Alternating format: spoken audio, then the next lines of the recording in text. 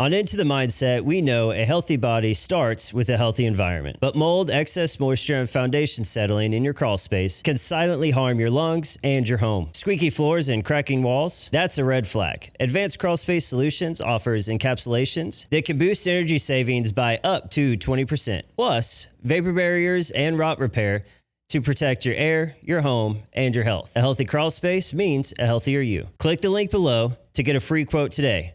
And don't forget to type in Into the Mindset to get 5% off. As a parent of kids in youth sports, I've seen firsthand how poor coaching, overcompeting, and negative sidelines can crush a kid's love for sports. That's why I recommend KLC Method Basketball. Coach Cam focuses on fundamentals, confidence, and true player development. No politics, no favorites, just real growth. If you have a K through 12th grader who wants to start or level up their game, give Coach Cam a call. KLC Method Basketball, where kids learn, grow, and fall in love with the game. Get started with Cam by clicking the link below. On Into the Mindset, we are all about protecting what matters most. And that includes your safety and your time. Fall is just around the corner, and with it comes leaves, clogged gutters, and dangerous ladder climbs. Freedom Gutter Covers gives you a lifetime no-clog guarantee, so you'll never have to risk a fall or clean your gutters again. Let us install your covers today so you can focus less on chores and more on faith, family, and freedom to be a healthier you. Click the link below to get a free quote today. And don't forget, type in Into the Mindset to get 5% off. Welcome to Limitless Living Into the Mindset, the podcast that dives into the heart of growth, grit, and what it really means to keep moving forward. I am super excited to have this guest on. It was kind of a situation where I saw him post a little bit about his gym, and I was like, man, I really want to have him on the episode, but we were booked out for a year. A couple things fell through, and we were able to get him on earlier. So, Daniel, I'm really excited to have you on.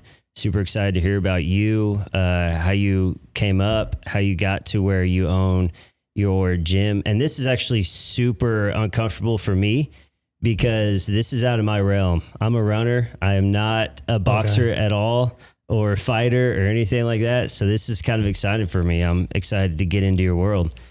Why don't we start off with, tell us a little bit about you and how you came up and got your start.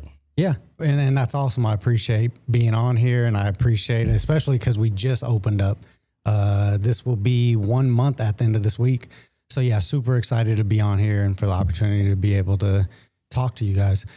How did I get my start? Was that the question? Yeah. So early on, you said you were a runner. I'm opposite. So I just grew up in this. So from a child, I was in Taekwondo, then it went to Tong Soo, then it went to Kaja Kempo. I always wanted to box. My father said, no, you got to get your black belt before you box. So fast forward, I had a son, my first son. I have 3 boys. My first son, I just wanted to box. And he said, at a young age, Daddy, I just want to do karate. So I'm sure we'll get a little bit more into that. So he wanted to just do karate. I wanted to just box. So eventually at 15, I started boxing.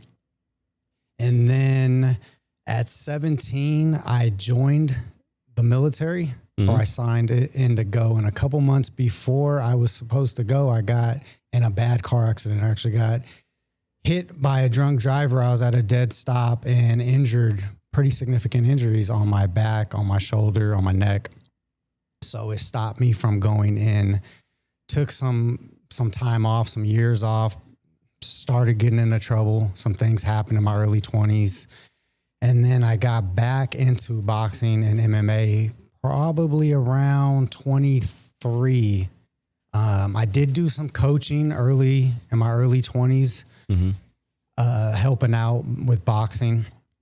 And then, about 23, I got into mixed martial arts, and then my boxing has always been the passion. So I always went back to boxing, and then still was dealing with injuries and stuff. So couldn't fully commit. And then later 20s, I started getting into just more of coaching.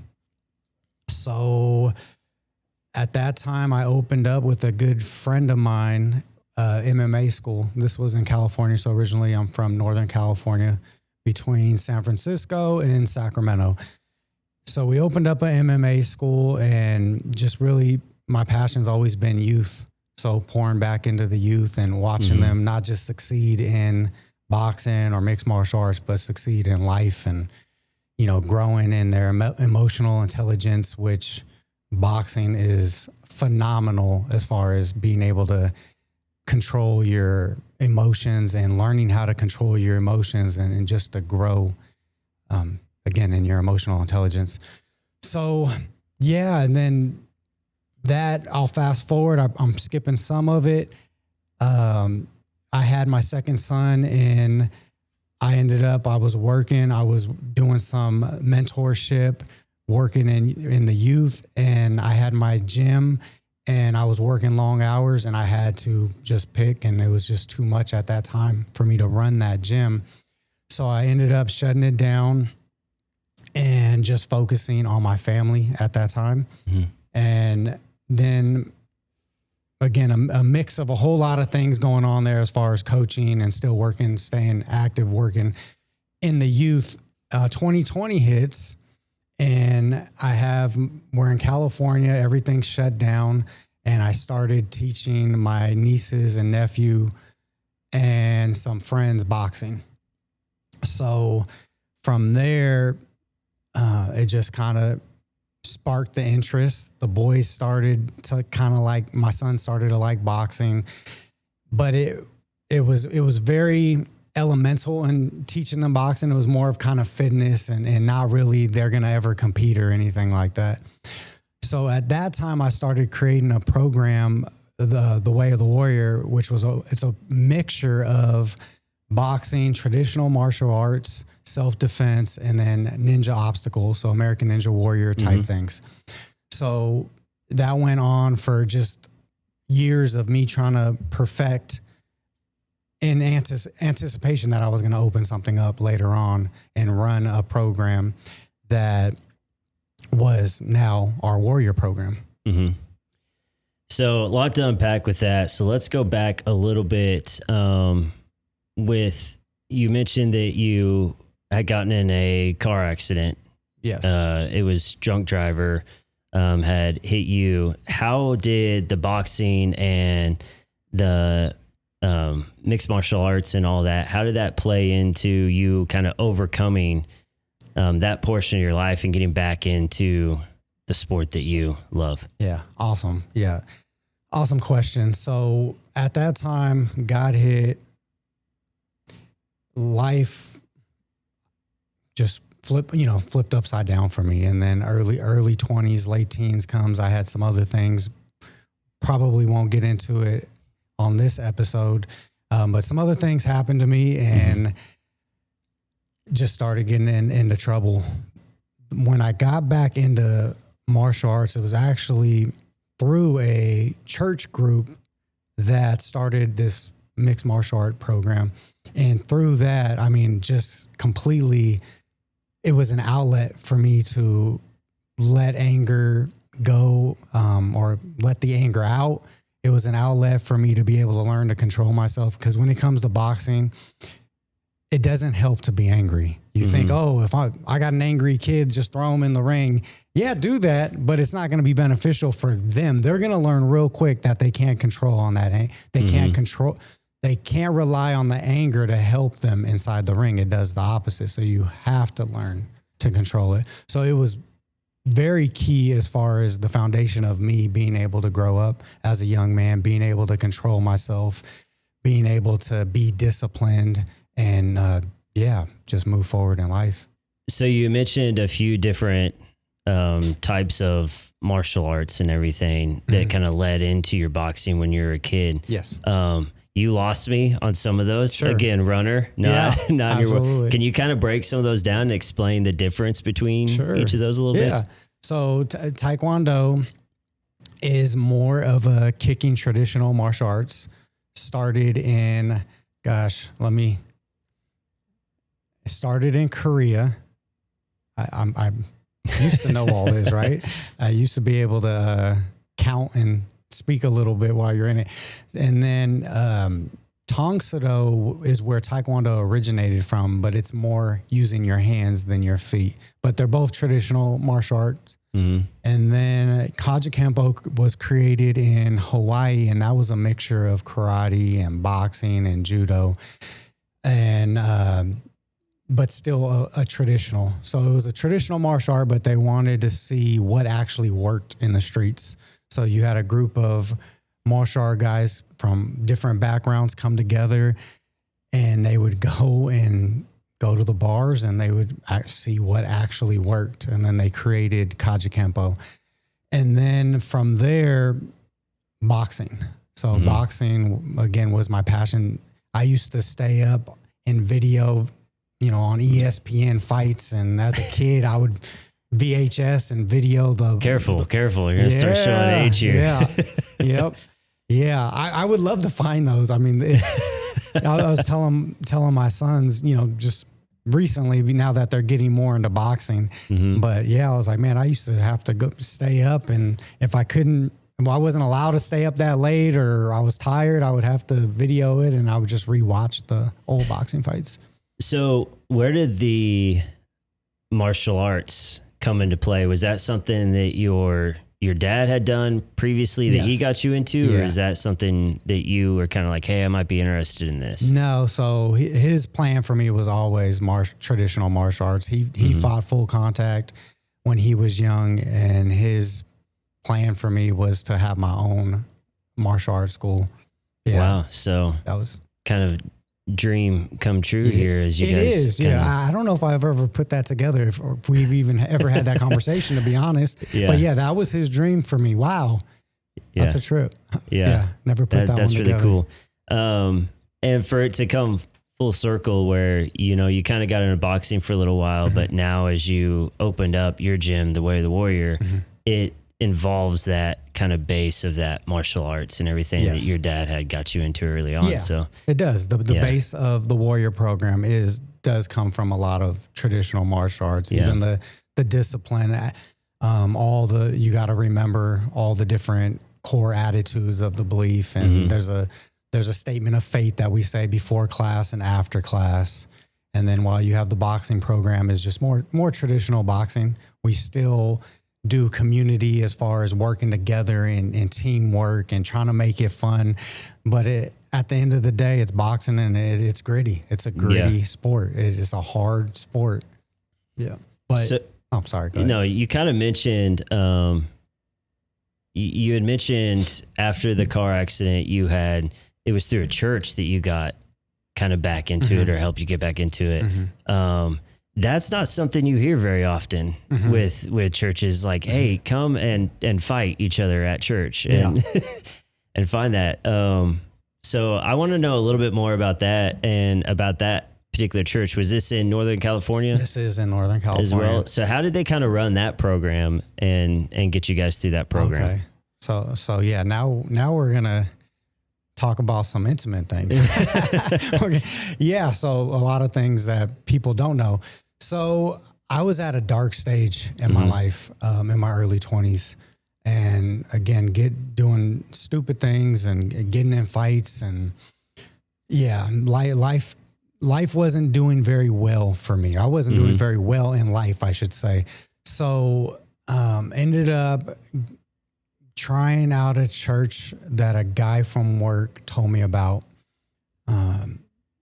Actually, it was a guy who ended up helping me get a job, but I don't think at that time we were working together. We played on the same basketball team. I got you. So he ended up telling me about a church that he went to. He's like, hey, come, try it out if you need something to do and you're over. Because I was kind of telling him, he was older than me, and I was kind of telling him what I was going through. So never seen him there. He never went back or anything, but he invited me. So I went on a Wednesday night. And then met a guy named Chach, who has recently, a couple years ago, passed away, but just a great guy, just a martial artist at heart, and was a police officer at one point in time in San Francisco, and just loved everything about martial arts. And he started a program for men to train in, at that time it was mixed martial arts. And he was a trainer, and there was a guy named Dan Still. He was a trainer there. Now that is like a karate name or mixed martial arts name. Like, Bam? I don't know why. No, it is that just Bam sounded, Bam. Yeah. that just sounded cool when you said. He has a cool name for sure. For sure. Yeah. He was a world champ kickboxer. Bam. Yeah, probably just from the name. Maybe. Yeah, so that's really where it started. And then from there, I helped out in that group and competed, through that team in mixed martial arts. And then my passion was always boxing. So even doing MMA, I'd be at the different boxing gyms sparring the boxers and all that. Yeah. So now, did that kind of getting a part of that program that kind of guide you in your foundation for faith and everything, and that gets you involved with the church a little bit more? It did. Was it? Yeah. So at that time, well, for a long time, that time, and then for 10 years after that, I was working and doing youth ministry and working with youth. And then they had a program. It was an outreach program. So we had probably at one point in time, anywhere from 100. At the high, it was 200 youth. And the high percentage of them, none of their parents were involved in any type of church or anything. Wow. So it was we got some of the worst kids, as far as, let me be clear, as far as what they have gotten into and their mistakes and stuff. And those were the youth that we were working with. Yeah, it's crazy. I've been a part of a few different youth programs with a couple of churches here in town. And something we've kind of always told the kids is, like, as much as the fathers and the parents are supposed to be the spiritual leaders in the home, there's some homes where the kids are the spiritual leader, because they decided to start going to a youth group. Now their parents are like, well, let me check this out and let me see how all this works and everything. And then they get involved with the church because their kids started it. So it's kind of cool to see at times how the strength of a child can bring parents into the faith as well. And, that many kids being a part of the program, I can't imagine how many parents were able to get involved. So that's really cool. So what brought you to Lebanon? How do you go from Northern California to Lebanon, Missouri? All right. This, I'm not going to get super intimate and detailed. I'll be pretty vague. We wanted to get out of California for years. That was the plan. We wanted to raise our boys in a different environment. At that time, we had to. And because of pricing, how did we end up in Lebanon? Let me pause. We felt like we knew nothing about Missouri, but we felt like Missouri was a place we were supposed to move to. So we started looking up different cities in Missouri. We actually traveled at that time to Tennessee. We originally thought we were going to move to Tennessee, and we loved Tennessee. We traveled there a few different times, and there was a lot of doors closed. So we always felt like it was Missouri, but we liked Tennessee and got connected in Tennessee. So that's where we wanted to move. But again, things closed, the doors closed multiple times on that. So we ended up traveling to Missouri finally, and we traveled all around from northern Kansas City, Branson area, and just looked at different communities, looked at different houses, different property. And we, my wife went into Jude's, not their new facility, but went into the old one, and small town vibes. And she went into Jude's, and she was like, yeah, I could live here. Oh man, that is going to give my brother such a big head. My brother owns Jude's. Your brother owns Jude's. Okay. Wow. I did not know that. Yeah. Man, I'm going to hear about that a lot now. So, that's a real story. That's did really not cool. know his brother owned Jude's. That's really cool. Yeah. That's the purpose behind it. That I know that's the feel that he wants up there. Anybody and everybody, welcome in. And so it's really cool to hear that. Yeah. That story. Yeah. And we're a praying family, God-fearing family. So we were praying about it and everything, but we just had peace when we came here. And again, we traveled to Texas, Oklahoma, Tennessee multiple times, and trying to figure out where we were supposed to be because we knew it wasn't California. Mm-hmm. And we love California for many reasons. There's nothing like California, and there's nothing like California's food. I'll just leave it at that. The food in California is one thing we do miss. So you moved here and everything. Now you've started up. How long have you guys been open, The Way of the Warrior? Okay, so we've been open for 1 month at the end of this week. So we're into the 4th week. But I've been running the Warrior program. So we actually live in Falcon. So I've been running the Warrior program from our shop for 3 years, just with my sons, some of their friends around the neighborhood. Mm-hmm. So it was small, just trying to work out the kinks of it, because I have it all written out of what it looks like, but to actually, run it and see what is actually working, what doesn't, and stuff. So you give us a little bit more of an insight on that program, The Way of the Warrior itself. And mm-hmm. I know you said you're still kind of working out some of the kinks and things like that, mm-hmm. but describe the program a little bit and what makes it different from some other kind of traditional mixed martial arts or boxing programs? So for the Warrior program, what I enjoy about it is so mixed martial arts is a mix of different martial arts, mm-hmm. from boxing, wrestling, jiu-jitsu, and others.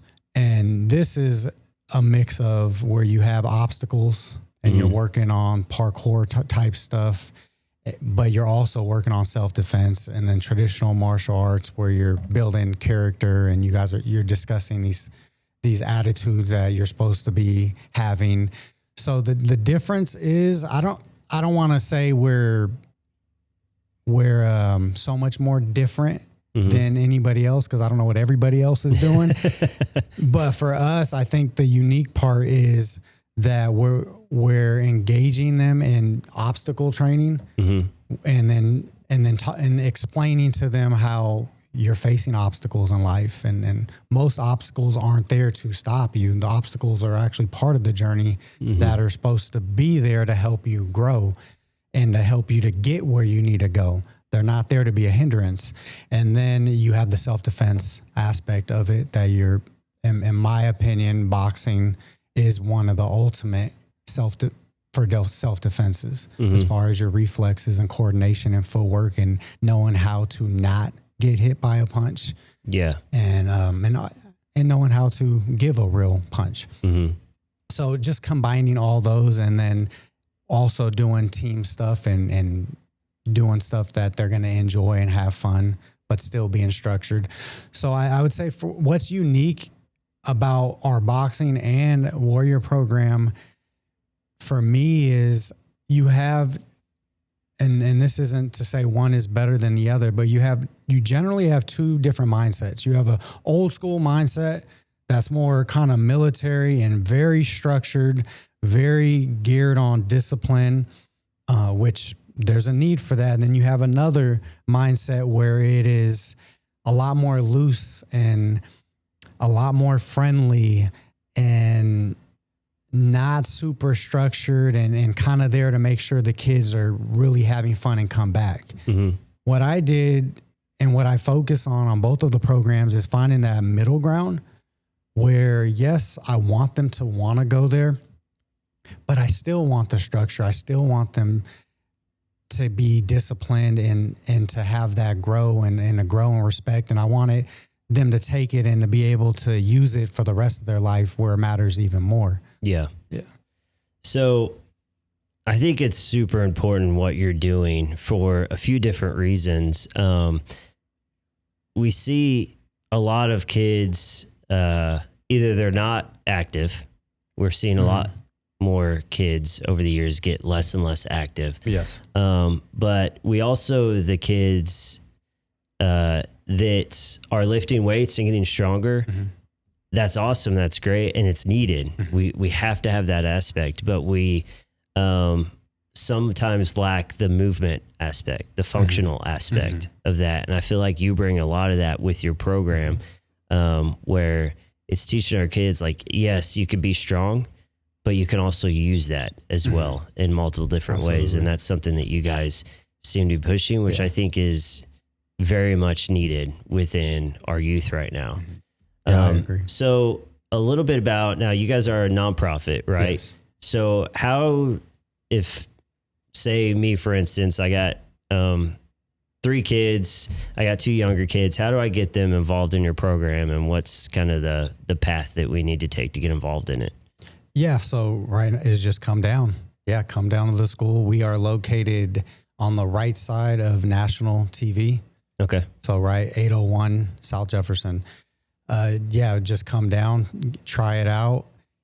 As far as membership, if that's what you're asking, there is a membership. So it is, depending on if you month to month, 6 months, or a 12-month contract, would be depending on what you would be paying. Okay. There is going to be grants for those that aren't able to afford it. That's all working in process right now. Okay. Yeah. Perfect. Okay. So you have the youth side of it. Now, are you still working with adults or with other fighters? Do you have something kind of outside of this that you do as well with some fighters and things like that? Yeah. So right now, Monday, the calendar normally is going to be Monday, Tuesdays, and Thursdays. I have the classes for the Warrior program, kids boxing, teen and adult boxing, you're asking. And then Wednesdays and Fridays will be for the people that are looking to compete more advanced, or people that are already competing. And then even, sometimes on the weekends they'll be training, but Monday through Friday, with 2 days specifically on those that are competing or looking to compete. Gotcha. Yeah. So are you still doing any competing or anything like that? No. No. What is your kind of like weekly workout look like? I mean, are you still doing quite a bit of the boxing and mixed martial arts? Are you getting more cardio, lifting? What are you doing now? As we unfortunately get older, we got to change some things around. So what's your kind of weekly? I don't know. The question made me hold my breath right now. I was like, I just caught myself holding my breath. Probably because I just came off of a season of probably doing the least amount of any workout that I've ever done. But that being said, now I am trying to relearn my body and try to figure out what I'm still able to do without overdoing it and injuring myself. So what am I doing right now is training people. I do have a plan to be more consistent in early mornings before people get there and anyone arrives, to just go through a milder boxing, hitting the bag and jump roping.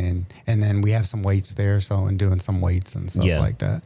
Yeah. I think we all kind of hit that point when I know I've always been a runner and I've always ran, but there were definitely seasons where I ran less and there were seasons where I ran more. And I took a few years where I was, not running as much. I was trying to grow a business and I had a family, and all those things started to play into it. And I wasn't able to get out there and work out as much and do those things. And I remember I was like, I woke up one day and I go, okay, I've got to get back into running. I miss it. It's something that I need. Probably similar how you feel with boxing and everything. So I was like, we're going to get back into it. Well, my way of thinking is I've ran marathons before, so I could go out there and run, like I used to. Yeah. And I was like, I'll go out there and, 4, 5, 6 miles, no big deal. And I did that for off and on for a couple months. Because what I would do is I'd go out and I'd run like 4, 5, 6 miles. Yeah. And then the next day I would hurt so bad that I had to take, a few days off. And then I'd go back out and I'd try it again. And finally I was like, okay, we got to restart this. And I had to realize that I'm in my 30s. My body is different. I can't go out and just do that again. So I actually started out from the basic of walking and jogging and doing intervals where I was walking and jogging. I did that for about a month, and then I stepped it up a little more. And that was a few years ago now. And, now I'm back to running just about every day. Okay. I get multiple miles in now. I feel What's a lot better miles? with it. So through the week, I can range anywhere from, 2-3 mile days all the way up to 8 to 10 mile days. I'm not training for any marathons or anything like that. You're right training now. to be a boxer is what it sounds like. Yeah. You're coming to the gym. I don't know about that. My face might be too squishy for that. I don't know. Oh, there's headgear. But it's always been something I've been interested in as far as boxing goes, because of and maybe it was something that, because I've always lacked those fast twitch muscles. I've always been a distance runner, so I kind of I have the slow twitch. Those are great, but I've always kind of lacked those fast twitch muscles. So I think that's why I've always been fascinated with boxing, because that's a lot. It kind of takes both if you think about it. You have your fast twitch muscles with your jabs and your punches and everything like that, but then there's the cardio side of it where you have to go round after round after round. So as far as the endurance side of it goes, I feel like it's just as or possibly even more difficult than distance running, because not only with running, you're just running. You're doing the same movement over and over again. With boxing, you're bouncing, you're using your arms, you're using your legs, you're using your core, using all these different muscle groups, while also still trying to, catch your breath and everything. Absolutely. Learning when to breathe, when to slow down. So that kind of leads me into another question. When you're training, these boxers, whether it's youth or even older kids or adults, how do you find that middle ground between working the muscles and the fast twitch and the hits and all that stuff, and then also the endurance side and building that side up so that they could go round for round? Yeah, I think the middle ground is not looking at everybody as the same. As far as when people are going in there, I don't have the same expectations. I let especially the youth know. I'm not going to have you guys all do the exact same thing. That's kind of the old school mentality is like, hey, I have this program and everybody is going to do the exact same thing. Well, we have people coming in different fitness levels. We have people coming in with different health things going on. So I'm not putting everybody doing everything the same thing. So it is catered based off where they're at when they come in. But finding the middle ground is really, you just got to hit on everything. You have to do the long distance running. You got to do the sprints. You have to do all the jump roping and all the mid work and the heavy bag work and all that type of stuff. Yeah, it's one of those things. The middle ground is doing it all. So it's like you got the power lifter that's like heavy, heavy, heavy. And then you have somebody else going, well, no, you have to, do lots of reps and work on your muscle endurance. And to be honest, if you're trying to be fit, you have to do it all. You got to be able to lift heavy to a certain degree, maybe not to a power lifter, but you also got to be able to have some muscle endurance. And in boxing, you need both.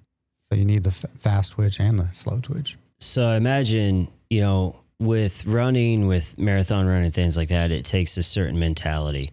I imagine doing all of that and putting your body through what boxers and mixed martial arts go through. There has to be a specific mentality that goes into that.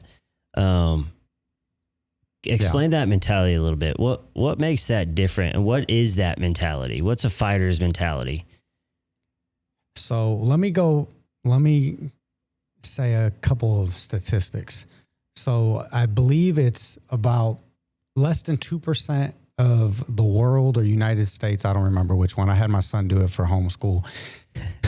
he should remember it. So will ever go into a boxing gym. And out of those, whatever it is, 6 million, 7 million people, don't quote me on that, but out of the less than 2% of people that will ever go into a boxing gym, less than 1% of them will ever compete on any level. Which comes the number on that is going to be like 0.01% of the population will ever compete in boxing. Even though everyone has, or most people have an opinion when, you have a boxing event. But as far as like those that have competed in there, it's a very, very slim amount of people. So I'm saying all that to say, when you have been in there sparring, when less than 2% of people will ever spar, I think it's even less than 1% of people will ever be in a boxing ring and spar. I don't think it's the mentality necessarily before that you have to have. In my opinion, yes, there's some people that are just natural fighters, that they have that fighter mentality where they want to go in there and they're tough. But what I've seen in boxing is that also is built through time, through experience, through perseverance, through the commitment, through the coach helping them believe in themselves. But when they go in there and you compete or even sparring, you can push yourself. Like that mentality, to me, a fighter's mentality can definitely be groomed. Like it's not something that's necessarily natural. I think a coach can play a huge part in breaking somebody down or building them up to be able to have that mentality. And I'm huge on mental coaching and believing that that's definitely something that is missed all too often, especially in a lot of again, there's tons of exceptions, but in the old school mindset of just being tough. No, we could work on our mental toughness. Yeah. Yeah. It's funny you said that. I was just talking to my wife about it last night, and I was, of course, talking about it in running. We have some kids that there is that natural ability there. Absolutely. But with a sport like running, it only takes you so far. I know that sounds crazy because all you got to do is put one foot in front of the other. A lot of people think like a running coach is just like, go run. I promise there's more into it. Yeah, but, I believe it. Yeah. But, there is that natural talent there, but it only takes you so far. And after that, you have to learn how to get over those obstacles and break through those walls. And that takes a certain drive and ambition to get there. And there's a reason, only 1% of the country, don't quote me on that either, but, does marathons or anything like that. Cause it does take that same type of mentality, to get through that. Not to, again, I'm not trying to compare running to boxing because I would be scared to get in a ring with you. I think I could probably talk you into running a lot easier than you could talk me into getting into a ring. Yeah. I was never a fan of running, even when I was competing at young. It wasn't until probably my 30s that I started enjoying. But it's the different mental toughness to be able to run long distance. I mean, you definitely have to be tough mentally to do those long runs. Yeah. And what I was kind of telling her last night is, you do have those natural athletes that can come in here and do this to a certain extent. And then you have the ones that they're able to overcome that obstacle and they're able to go on and do bigger and better things. But what's cool about running, and I am assuming, correct me if I'm wrong, but assuming it's similar with boxing, is it's a very humbling sport. Oh yeah. You're going to have your highs and then you're going to have your lows. Yep. So true. And so I think to see as a coach, it makes me more proud to see one of my runners struggling, but continuing. So if they're having a rough day and they're hurting bad, but they're still putting one foot in front of the other and they're still struggling through it and they still finish the run for that day or the workout for that day or whatever it is, I'm more proud of that than if they're just having good, consistently good days. Because that's where the growth happens. Yeah. I assume it's pretty similar to boxing and what you guys do. There's going to be those fights or those days in the gym where you just don't feel right. You just feel off. Yeah. And that's where that mentality plays in. I feel like when it's like, today's a rough day, but I'm going to work through it. I'm going to power through it and everything. So, so you have the gym now and everything here in town. That's going pretty good. You work a little bit with some of the adult fighters and everything. What else are you guys kind of doing? What does your wife do? What are you guys doing in town and everything? Yeah. So as far as what else we have planned for the business, for the Way of the Warrior, is definitely want to get more involved with the community and just being a blessing, a light, feeling, there's probably a better verb, but just, being helpful and leaving a mark, not just personally, but having all the kids, all the people that are part, just helping out. So again, we just started a month ago. So we're taking it slow as far as everything that we want to do. And then just slowly oh my goodness, help me out. Integrating. That's not the word I was thinking, but we'll use integrating. But yeah, so slowly putting things in there as we are developing and getting everything established. So,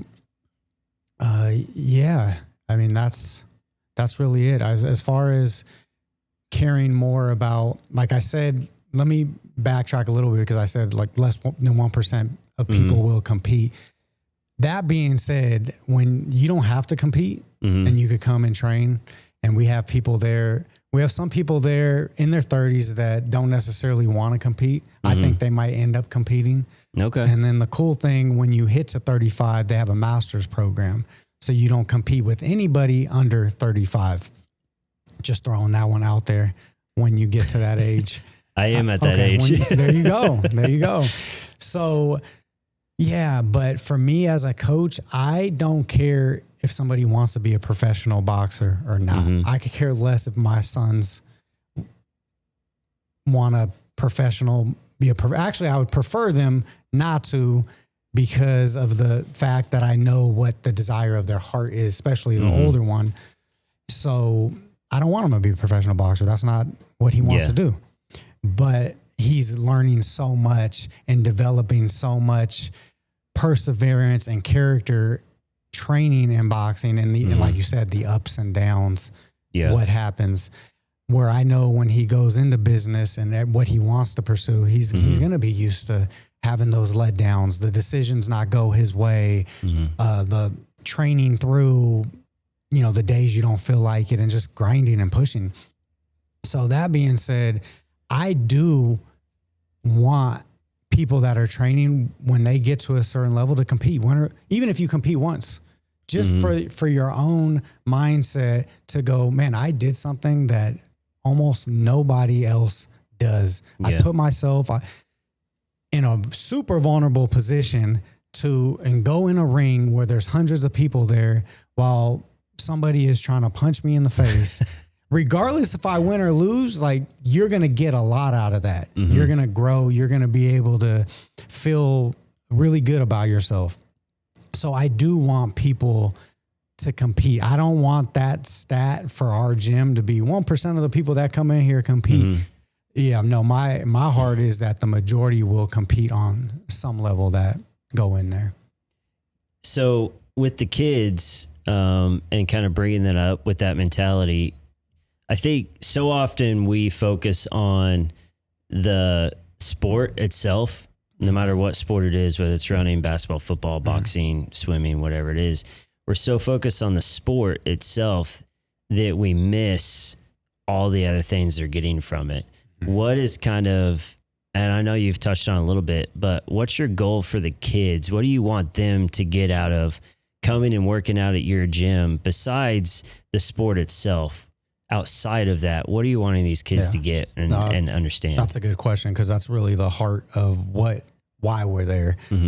What do I want them to get? What am I expecting them to get from a coach perspective would be, I want them to understand how to have emotional regulation. I want them to get more confident in their abilities and their mindset, as far as them being able to push through whatever they have, their fears or their struggles, and just that self-esteem and character, knowing that they can be disciplined, knowing that they're not going to give up, knowing that when life gets hard, that they're going to continue pushing forward. That's good. Yeah. I think a lot of us need that, especially with the culture that we live in today and how everything is. And, we have social media at our fingertips that, everybody can say this and all these things. And it's very easy for somebody to get down on themselves. So I think it's very important to build the kids up and give them that kind of, it's funny, I might get in trouble a little bit for saying this, but our youth pastor at our church, he also coaches, and he got asked one time, I can't remember by who, but I just remember the story. He got asked, if you could say anything about kids these days, like one word, how would you describe them? He goes, soft. And at first we kind of laughed about it and stuff, but then it was like, well, I mean, yeah, kind of. And it's not their fault necessarily. Absolutely. It's, maybe culture's fault, maybe parents' fault, however you want to put it. But I mean, they are kind of, it's hard work it's getting easier and easier. So I kind of like that you had mentioned, we're essentially trying to toughen these kids up a little bit and harden that skin so that they can take the failures and they can overcome them instead of just accepting them. Yeah. I will make a guarantee, if your child, even you, not you specifically, but anyone of any age, if you give yourself 6 months of boxing, you are going to get mentally tougher, not just physically in better shape, but you are going to get mentally tougher. You're going to surprise yourself. I don't want people to think, oh, well, my child has no athleticism, or they're not mentally tough. They're not mentally tough yet. Yeah. Let them box, good. Encourage them to be committed and consistent. And I'll encourage them to be committed and consistent. And I guarantee you they'll build on their mental toughness for sure. Yeah. I think it's good to mention that mentality can be built. It's not you're not just born with a certain mentality and you're stuck with that. Like, you can build on that and you can grow absolutely with that. I think that's what your program's doing. So I have to ask this. We went down the serious route a little bit, but I'm going to go off on a not so serious route. Let's do it. So the current MMA boxing culture and all of that with the, I don't know, the Jake Pauls and how everything's going. How do you feel about the current culture of MMA and boxing and the direction it's been going? I'm going to stick with boxing on the question right now. The current culture, I think there's some pros. I don't mind Jake Paul. I don't know him as far as following him outside of boxing. So I don't know as far as if he's more of a negative or positive influence to youth. But from a boxing perspective, the guy trains hard. He dedicates himself. He's very disciplined. Do I think he's ever going to be a world champ legitimately? Probably not, because of the age he started. He's a phenomenal athlete. He can box. He's a real boxer. Yeah. Yeah. As far as him fighting some lightweight guy, as in Gervonta Davis, I'm not mad at it. It's interesting. It's, you know, you got a 200-pound guy against a guy that walks around at 140 pounds. One guy is just, you know, a lot better of a technician and a boxer and grew up, and that's what he does. And the other guy's new and newer. Yeah, it's intriguing. Yeah. Now, I don't know, Swino, you know like more about this stuff than I do. You know, I know you're standing behind the camera over there. I don't know, like, because I mentioned Jay. Is Logan Paul getting ready to jump in the boxing ring again? I thought that they were just advertising one for him because he's a wrestler now. Yeah, WWE, right? Yeah. Which, I mean, is he's pretty athletic in that as well. Yeah, I mean, that dude's doing like sure. double backflips off of the ropes and stuff like that. So I don't know. That's kind of where I fell with it all, but I don't know much about the sport. I think there's some diehards out there that are, you know, they're ruining the sport because they're playing for high payouts and things like that. I don't love the high payouts. I think it does ruin a little bit of the aspect of just competition, seeing who's the best, and who cares if you lose or you have a loss on your record. Yeah, that stuff I don't love. Boxing used to be at its core is just who's better, me or you, and you know, we could be friends or we could do it again right after. It doesn't matter if all the details of who's making more and what gloves you use and all this type of stuff. I don't love that. But I do love the aspect that, or appreciate the aspect that a lot of boxers now are taking more care of training more intelligently and not always training hard and sparring hard and taking care of their brains a little bit more and thinking outside of professional boxing. I got you. Yeah. Okay. So I do appreciate that and think that is smart. Yeah. And I like that you had mentioned with it, you know, when we look at Jake and Logan Paul and other boxers similar to that, the kind of YouTube guys that are trying to get into it and things like that, we look at the payouts, but we're missing that these guys are, I mean, a lot of them are actually still putting in the work and putting in the time and effort to get in shape and to learn. Yeah. And so I guess we got to give them a little credit for that too. Yeah. And things change. We're in a different time period as far as with social media and all that. And I think you can accept it or you could hate on it. Why? I mean, it's here. That is the publicity, and if they're able to use that and make money off that, I'm for it. Yeah, for sure. If one of my sons becomes a professional boxer, that's the route we're gonna go. is to use social media and try to get them a following that way. Yeah, definitely. Yeah, for sure.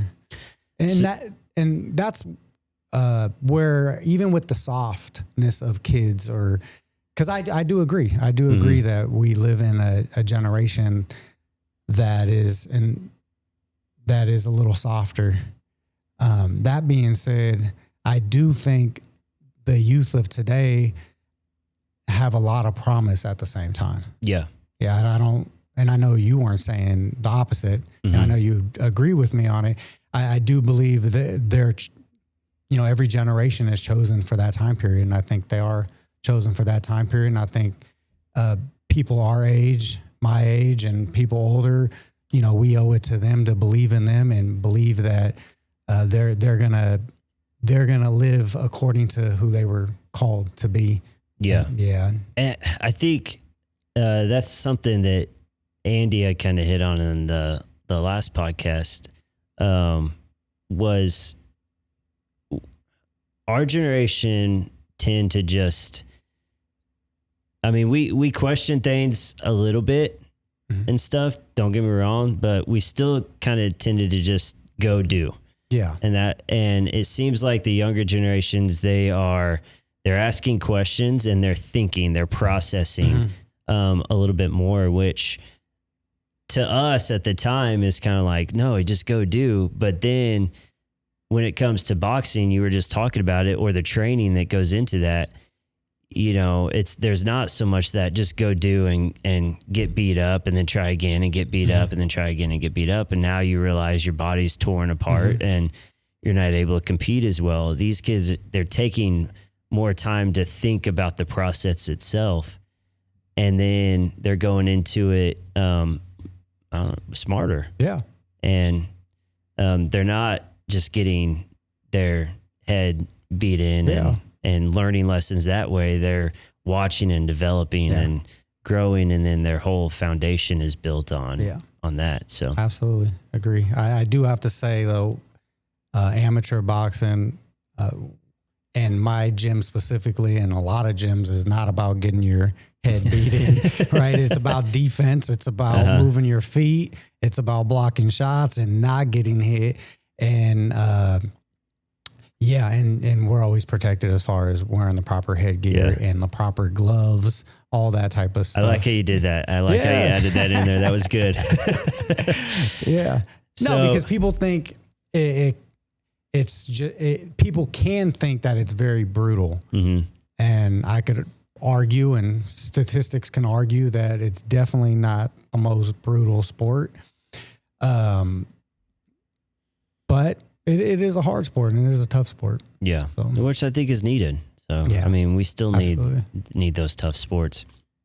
So what is, if you're talking to parents out there that are on the fence, you know, should I get my kid involved with this? Or even some kids that are doing some other sports, what would you say to them to get them to come over and get involved in your program?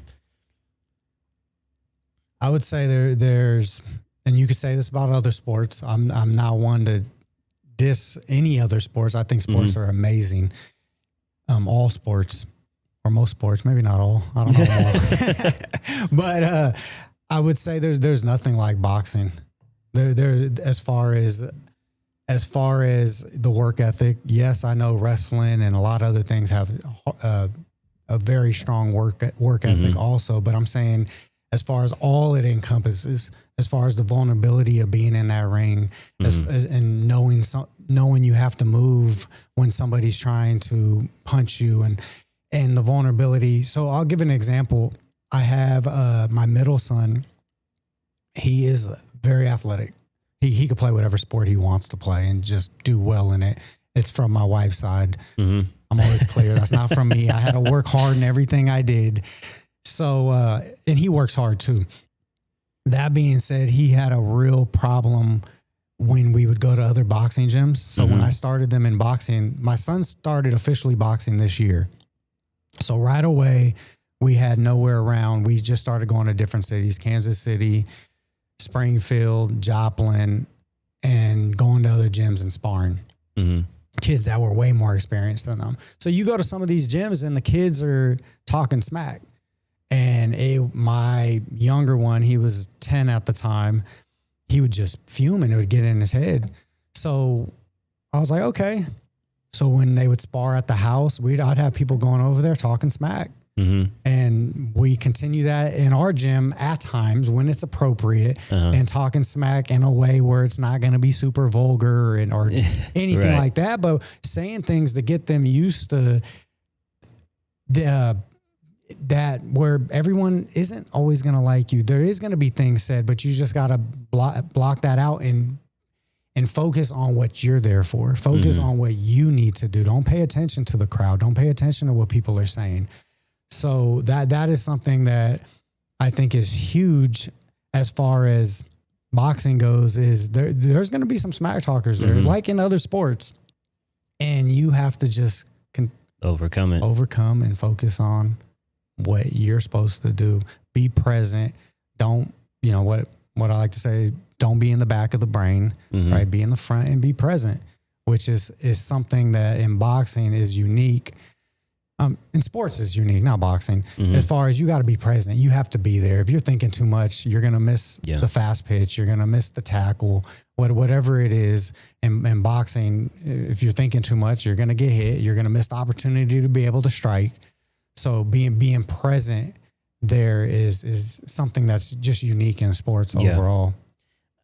I think, I'll say this because I know you don't want to, but I think with boxing, you have to, you got to be locked in.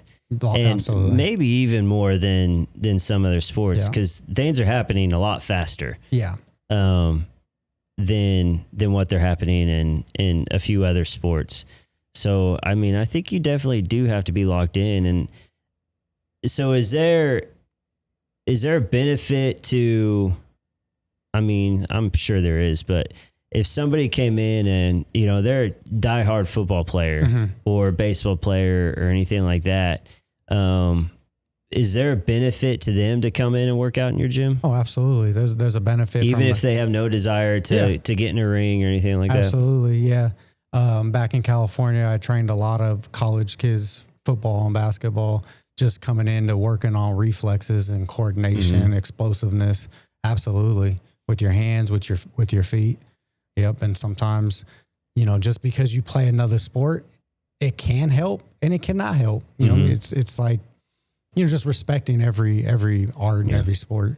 Sometimes you're really quick in football and running, and then your feet are so uncoordinated when you come in the boxing ring. So it definitely helps. Yeah. Yeah, for sure. Yeah. I can't even imagine how uncoordinated my feet would be we just started playing pickleball, and just doing pickleball, I'm tripping over my feet. So I couldn't imagine what it looked like in the ring. But no, I think all that's super important. Daniel, I really appreciate you coming in today and talking to us. And I've really enjoyed this. Like I said, it's a step out of my comfort zone. Yeah. But you kind of helped ease that quite a bit. So I definitely want to come check you guys out. Yeah, for sure. And see if you can help me develop, the fast twitch muscles a little bit. Yeah, that'd be fun. And I'm Swino's probably over there like, all right, yeah, let's jump in the ring one day. It was just a whole episode on that. So I really appreciate you coming in and chatting with us. I definitely appreciate you having me on here, and just giving the opportunity to get the word out that we are in town, and looking for people to come and train and learn and get all the benefits that boxing and our Warrior program can do. So one more time, where are you guys located? We are located at 801. We're 801D, South Jefferson. So on the right side of National TV. National TV. Yeah. And then do you guys how can people get a hold of you? Facebook? Yeah, Facebook, Way of the Warrior, Instagram the same. Our website is wayofthewarriorclub.com. Okay, perfect, man. Yeah. Again, I appreciate you. I'm excited to, I don't know, we'll see. See what happens. But awesome. I appreciate you coming in. Thank you. Thank you.